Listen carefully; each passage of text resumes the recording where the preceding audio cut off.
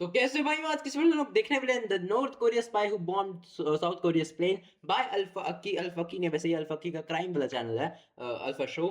इस पर हम देखने वाले हैं। बाय द वे इसके मेन चैनल पे वीडियो आई है बट मैंने सोचा आज थोड़ा सा लग देखते हैं कुछ ध्यान से देखिए, अगर आप इसे सड़क पर चलते हुए देखें तो शायद आप सोचें ये तो यंग है, ब्यूटीफुल है और बिल्कुल एक फरिश्ते जैसी इनोसेंट लगती है। लेकिन दिखावा धोखा दे सकता है क्योंकि ये औरत बिल्कुल वैसी नहीं है जैसी ये दिखती है, बल्कि ये एक नॉर्थ कोरियन स्पाई थी जिसे लड़ना और मारना रूथलेस एफिशिएंसी के साथ सिखाया गया था। एक मास मर्डर जिसके कारण 115 लोगों की जान चली गई। और सबसे शॉकिंग बात, ये औरत आज भी आजाद घूम रही है। 1987 में कोरियन एयर फ्लाइट 858 बर्मा के ऊपर से गायब हो जाता है। रिपोर्ट्स के मुताबिक प्लेन या तो समंदर में क्रैश हो जाता है या फिर घने जंगल में। लेकिन जैसे जैसे इन्वेस्टिगेशन आगे बढ़ती है, एक डिस्टर्बिंग थ्योरी सामने आती है। इस प्लेन को जानबूझकर निशाना बनाया गया था। थाई बुर्मा बॉर्डर पर रैकेज की तलाश के दौरान स्ट्रॉन्ग सस्पिशन डेवलप होता है कि ये एक टेररिस्ट बॉम्ब अटैक है। और अब आगे क्या हुआ, कैसे हुआ, ये हम डिटेल में देखेंगे। 11 नवंबर 1987 किम ह्योन हुई सिर्फ 25 साल की उम्र की ये लड़की अपनी जिंदगी के सबसे खतरनाक मिशन पर जाती है। किम एक ऐसी स्पाई थी जो इस मिशन के लिए काफी सालों से ट्रेनिंग ले रही थी और इस मिशन में वो अकेली नहीं थी। उसके साथ था किम सुंग इल, एक वेटरन नॉर्थ कोरियन स्पाई जिसकी उम्र 40 से ज्यादा थी और इस मिशन में वो किम का फादर बना हुआ था। मिशन से पहले उन्हें एक कमरे में ले जाया जाता है। वो कमरा एक बंकर की तरह था जिसमें एक आदमी था जिसको ये लोग डिक्टेटर बोलते थे। अब वो डिक्टेटर इन दोनों को बोलता है कि तुम दोनों के लिए एक मिशन आया है। मिशन है एक कोरियन एयरप्लेन को डिस्ट्रॉय करना और उन लोगों से ये बोलता है कि ये ऑर्डर हमारे लीडर किम जोंग इल की तरफ से आया है। किम जोंग इल उस समय नॉर्थ कोरिया का डिक्टेटर था और ये प्लेन डिस्ट्रॉय करने का सबसे बड़ा मोटिव था 1988। ये सारे सेम क्यों दिख भाई सारे सेम क्यों दिखते हैं यार। ये इसका बाप भी, ये बाप है क्या उसका किम जोंग उन का? में हो रहे ओलंपिक्स जो कि उस समय साउथ कोरिया में होने वाले थे। वॉर के बाद साउथ कोरिया ने एक तेज रफ्तार से अपनी इकोनॉमी वापस बिल्ड करी और ये ओलंपिक्स साउथ कोरिया की यही पावर को दिखाने वाला था। लेकिन इस चीज से नॉर्थ कोरिया बिल्कुल खुश नहीं था। साउथ कोरिया की प्रोग्रेस, दुनिया के सामने साउथ कोरिया का डंका बजना,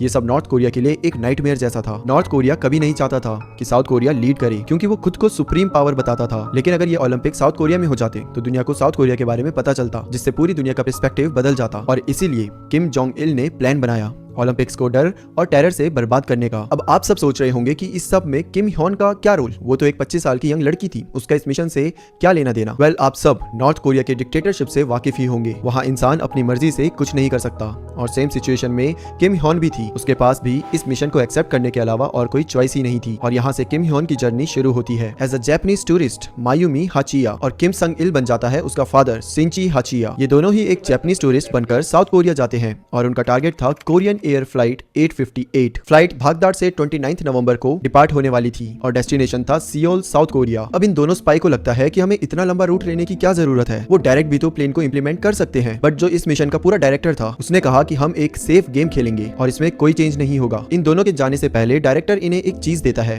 वो थी मार्लबोरो रेड सिगरेट और दोनों पैकेट के एक एक सिगरेट में एक मार्क था, एक छोटा सा कैप्सूल जिसके अंदर हाइड्रोसायनिक एसिड था यानी कि साइनाइड। और उन्हें ये इसलिए दिया गया था कि अगर इस मिशन में वो कहीं पकड़े जाते हैं तो बिना सेकंड थॉट के उन्हें ये साइनाइड कैप्सूल खा लेना था क्योंकि उन्हें इस मिशन की सीक्रेसी को बरकरार रखना था किसी भी कीमत पर। और उसके बाद इनका 16 दिन का सफर शुरू होता है जहां वो प्योंगयांग से मॉस्को जाते हैं, 2 रात वहां रुकते हैं और फिर जो टेररिस्ट होते हैं वो अपनी जान भी सैक्रिफाइस कर देते हैं।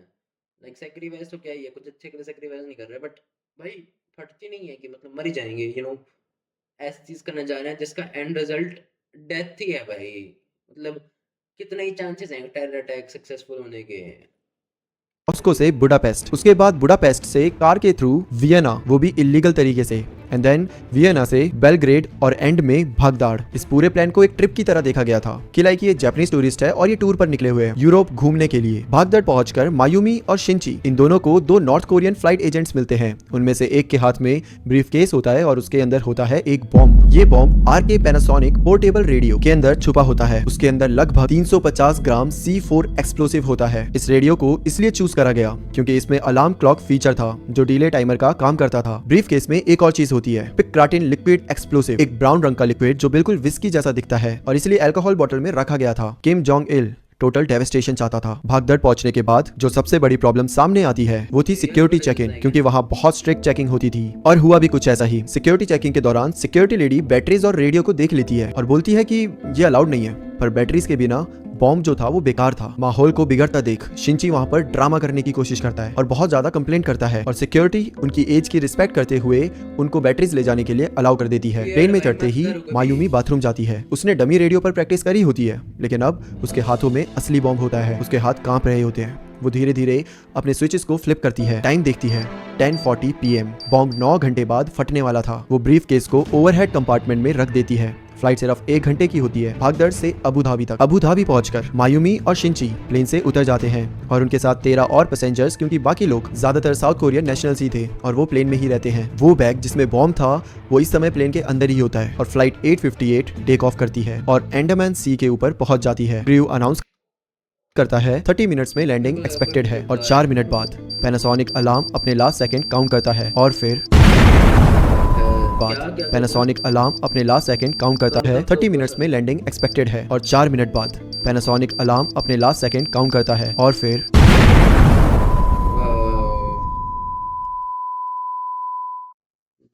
115 लोगों की जिंदगी खत्म हो जाती है। बॉम्ब ब्लास्ट के बाद तुरंत इन्हें पकड़ लिया जाता है और इनके पासपोर्ट और इनके पास जो भी था सब कुछ सीज कर लिया जाता है। इन्वेस्टिगेशन से पहले शिंची ने साइनाइड कैप्सूल खा ली थी, पर मायूमी जैसे ही वो कैप्सूल खाने लगती है पुलिस उसके हाथ को पकड़ लेती है और उसके हाथ से उस कैप्सूल को छीन लेती है। लेकिन कहानी इतनी सिंपल नहीं थी और ना ही यहाँ खत्म हुई थी। यहाँ पर 2 सवाल आते हैं। पहला सवाल कि इतनी कम एज की लड़की इन सब में कैसे फंस गई, और दूसरा सवाल कि जब सब कुछ इतना स्मूथली हुआ था तो आखिर ये पकड़े कैसे गए। पहले हम जानेंगे किम ह्योंग हुई के बारे में। किम का जन्म प्योंगयांग में हुआ था और बचपन से ही किम वो बच्ची थी जो बहुत ज्यादा अट्रैक्टिव थी, बहुत ज्यादा क्यूट थी, तो हर जगह सबसे पहले उसको प्रायोरिटी मिलती, उसको सिलेक्ट करा जाता। स्पेशली स्कूल के इवेंट्स में जहाँ पर जब गेस्ट आते हैं उनको फ्लावर देना होता है तो किम को ही हमेशा सिलेक्ट करते फ्लावर्स देने के लिए। और वहाँ पे मैं ओसामा बिन लादेन बोल रहा हूँ। ये किम मेरे को अच्छी लग रही है, सुंदर लड़की लग रही है। ये जाएगी अब साउथ कोरिया में बम फोड़ना।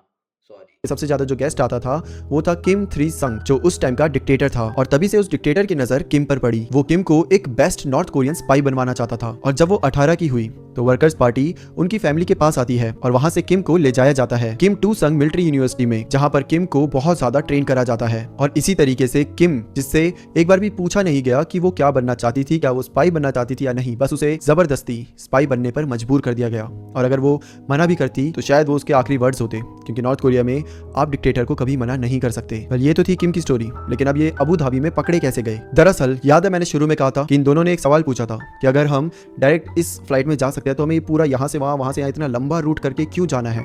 उसने बोला था कि हम दिखाना चाहते हैं कि आप एक टूरिस्ट हो जो कि ऐसे ट्रिप पर निकले हो, और इसी वजह से ये लोग फंसते भी है। अब ये दोनों क्या करते हैं, ये फ्लाइट को चेंज तो कर देते हैं, लेकिन ये जहां वापस जा रहे होते हैं उसके लिए सेम रूट लेते हैं। मतलब कि पहले ये नॉर्थ जॉर्डन जाते हैं, फिर वहां से रोम जाते हैं और फिर वहां से वियना जाते हैं, और इसी वजह से ये अबू धाबी में फंसते हैं। क्योंकि अगर इन्हें वियना ही जाना था तो ये भगदड़ से सीधा फ्लाइट लेकर वियना जा सकते थे। इससे इनका बहुत सारा टाइम भी बचता, बहुत सारे पैसे भी बचते। बट ये ऐसे एक के बाद एक क्यों जा रहे हैं, ये आए भी वैसे और गए भी वैसे, यही सवाल इनसे पुलिस पूछती है। अब जब इनसे सवाल पूछा जाता है तो इनके पास कुछ बताने के लिए होता ही नहीं है, कोई स्टोरी नहीं, कुछ नहीं। और एक डर भी था कि अगर इनके पासपोर्ट चेक करे गए तो ये फंस जाएंगे। ऑल्दो इनके पास स्टोरी नहीं थी, लेकिन इनके पास बैकअप के लिए एक टिकट थी जो कि थी अबू धाबी से बहरीन, और ये यही बोलते हैं कि हम तो टूरिस्ट हैं, हम तो बस यहाँ से वहाँ घूम रहे हैं, भटक रहे हैं। तो इससे पुलिस वालों को भी लगता है कि ठीक है ये टूरिस्ट हैं और शायद सही में ये यहाँ से वहाँ एक्सप्लोर कर रहे होंगे, और इसी वजह से वो इन्हें छोड़ देते हैं। अब दूसरी तरफ वहाँ पर फ्लाइट 858 ब्लास्ट हो चुकी थी और यहाँ पर गार्ड ने इन्हें छोड़ दिया था, तो ये अबू धाबी से बहरीन के लिए निकल गए थे। लेकिन बहरीन से जो नेक्स्ट फ्लाइट इनको रोम के लिए लेनी थी वो थी अगले 3 दिन बाद, और इसलिए इनको 3 दिन रुकना था बहरीन में, और उन्होंने रीजेंसी इंटरनेशनल होटल में अपने लिए एक रूम बुक करा था। 3 दिन बाद अब ये बहरीन के एयरपोर्ट पहुंचते हैं रोम जाने के लिए, लेकिन वहां पर पुलिस इनका पहले से इंतजार कर रही थी, जहां पर इनको